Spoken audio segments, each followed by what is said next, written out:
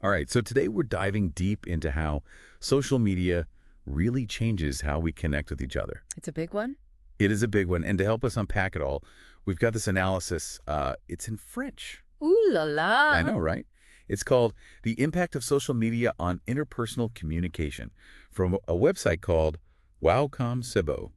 Now, you might think, okay, a French perspective, that's kind of niche. Right. But honestly, so much of what they're talking about applies to everyone using social media anywhere. Exactly. And it's interesting, too, because it brings up some stuff that's very French, like this idea of multimodal communication. So we're talking like using text and images and emojis and GIFs and videos all together, Yeah. to really juice up those online interactions. And the analysis makes this point that French users, they're actually kind of less comfy with emojis for like negative emotions Yeah. compared to, say, American users. Interesting. Yeah, they might prefer to use a GIF or even like a quick video to express those feelings. That is fascinating, like different cultures using the tools differently. Oh. I never thought about it that way.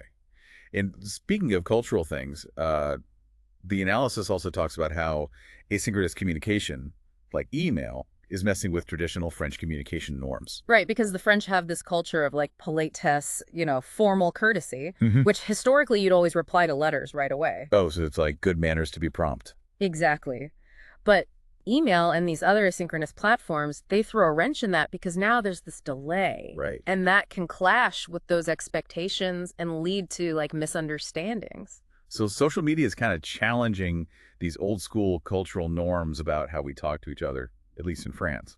Oh, absolutely. And that challenge, it actually points to this bigger paradigm shift that the analysis digs into. Okay, I'm intrigued. This shift towards instantaneity and accessibility. Like we're always supposed to be available. Exactly. Like 24/7, we got to be ready to respond. Oh, I feel that pressure. Right. You're Especially fine. with messaging apps, it's like this unspoken rule that you're always connected. Oh, totally. And it's not just the messaging. It's like social media in general. Yeah, and that expectation, it's amplified because social media has basically blown up geographical barriers. True. We can talk to anyone, anywhere, anytime. Exactly. And that's amazing in a lot of ways. But it also creates this sense of urgency. And for some people, it just gets overwhelming. It's like social media has squished time and space together. Yeah, bringing us closer, but also making us feel like we always have to be on. Always performing. Right. And the analysis uses this really interesting example of a French politician who sent this late night tweet. Uh-oh. Yeah, and it got totally misinterpreted because it was so short and out of context. And the backlash was huge. Yikes. It just shows how the immediacy of social media can make those misunderstandings way worse, especially in those high-stakes situations. That's a good point. So it's not just about convenience and connection, right? Right. It's about how these platforms change the whole game of how we interact. Exactly. And one thing that really stood out to me from the analysis was this idea that social media, while it connects us globally, it can also encourage this kind of superficiality in our interactions. Yeah, I've definitely felt that.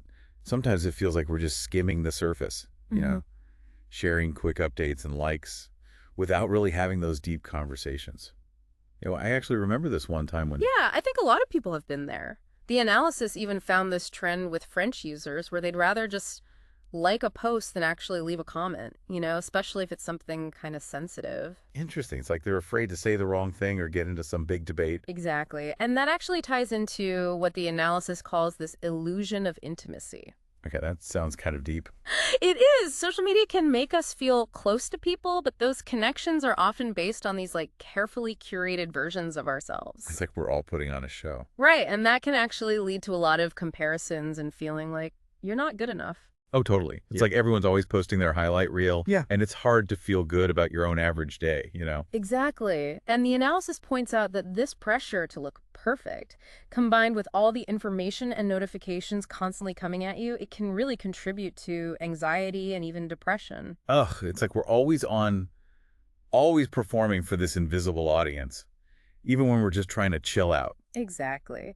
The analysis even uses the term digital fatigue to describe this feeling of exhaustion from being constantly connected. Okay. Yeah, digital fatigue. I've definitely felt that. It's real, and it's especially common among younger French users. They feel this pressure to keep up a perfect online persona. It's like you need a vacation from your vacation photos. Speaking of the things that can be exhausting, the analysis also mentions social media addiction. Yes. And it's interesting how the analysis connects this back to this French idea of l'appel du vide. Okay, I don't speak French. What's that? It means the call of the void. It's like this impulse to do something reckless or dangerous, you know?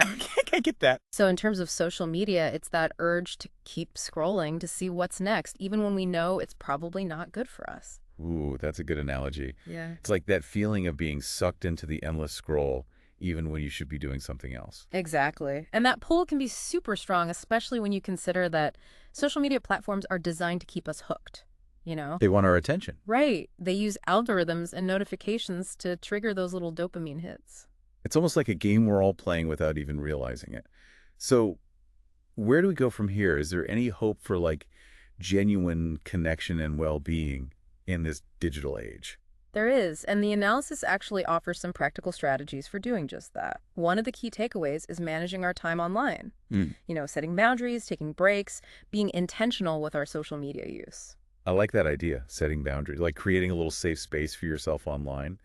But how do we actually do that with all this pressure to be connected all the time? The analysis suggests starting small.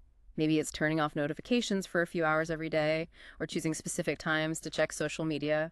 The important thing is finding what works for you and sticking with it. So it's about taking back control of your time and attention. I like that. Mm. And what about making those connections deeper?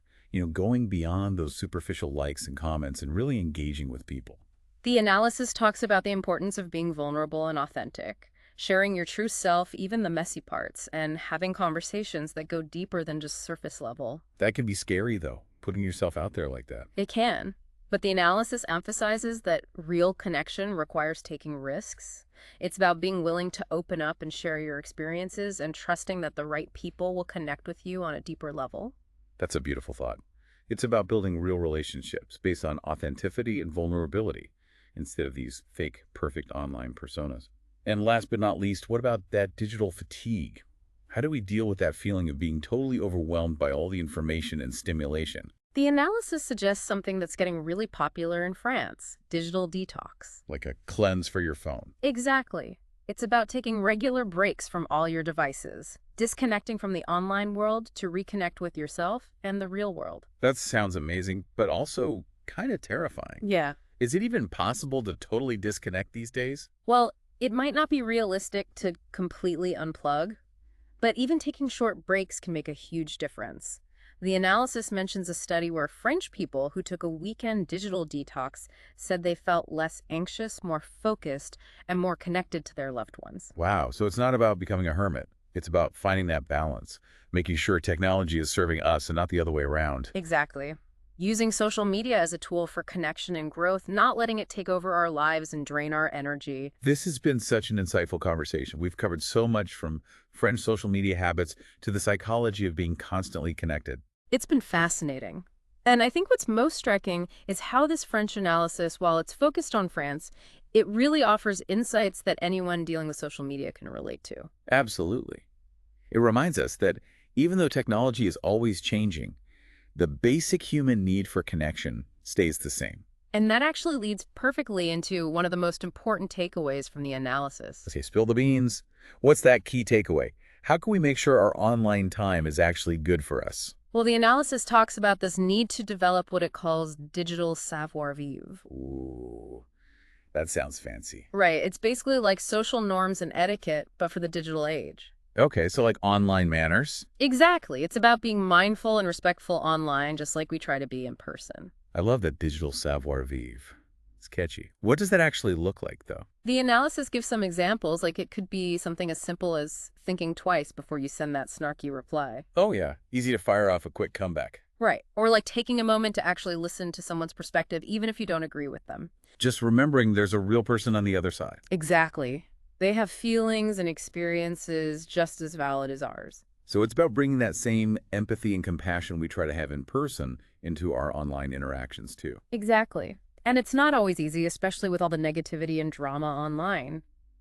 But the analysis argues that it's even more important now to cultivate this digital savoir-vivre, to try and make the online world a more positive and supportive place. So it's not just about protecting ourselves, it's also about making the internet a better place for everyone. Exactly. And that brings us back to the core of what we're talking about today, how social media is changing how we connect. As we've seen, it's a complicated issue with amazing potential and some serious risks. Yeah, we talked about the good stuff, like connecting with people far away, sharing ideas, building communities. But we also saw the downsides, like the pressure to look perfect, the potential Hmm. for addiction, the spread of fake news, the loss of privacy. And what this French analysis really highlights is the importance of balance. Having a mindful and intentional approach to social media, recognizing how powerful it is, but also knowing its limits and choosing to use it in a way that actually makes our lives better. So it's about taking charge of our own online experience, choosing to engage with stuff that lifts us up, and connecting with people in authentic and meaningful ways. Well said. And I think that's a great message to leave our listeners with. As we all navigate this ever-changing digital world, it's up to each of us to figure out what a healthy and fulfilling relationship with social media looks like for us. It's not about ditching technology altogether. It's about finding that sweet spot where we can use the power of social media for good while also taking care of ourselves and nurturing those genuine human connections. Couldn't have said it better myself. It's a journey and there's no right or wrong answer. But by being mindful, intentional, and kind in our online interactions, we can create a digital world that's more connected, more supportive, and more human. That's a great note to end on. Thank you so much for joining us on this deep dive into the impact of social media on how we communicate. We hope this conversation has given you some new things to think about and inspired you to create a more balanced and meaningful online life. Until next time.